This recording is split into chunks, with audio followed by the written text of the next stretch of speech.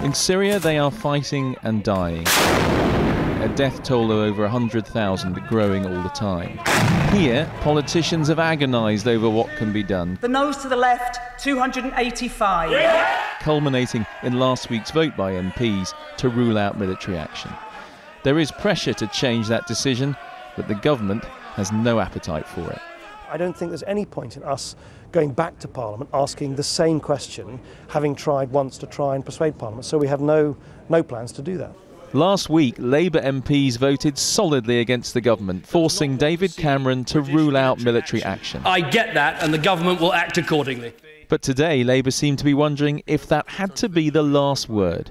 Will the Secretary of State spell out for the House in what, if any, circumstances, in changes in Syria or internationally, that the government would bring back to Parliament the issue of UK military involvement in Syria? The Defence Secretary didn't think much of that.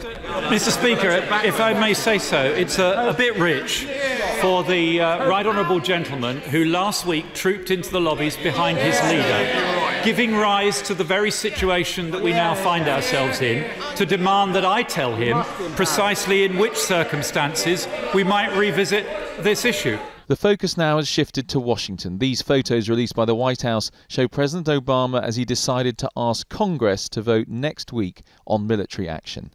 He has slowed down any move to war, but listen to his Secretary of State and it seems clear the administration thinks it must act. This case is building and this case will build. And I don't believe that my former colleagues in the United States Senate and the House will turn their backs on all of our interests, on the credibility of our country. Today, more Syrian refugees were escaping into Turkey. It's clear outside powers are affected by this war. It's a lot less clear what they can do about it.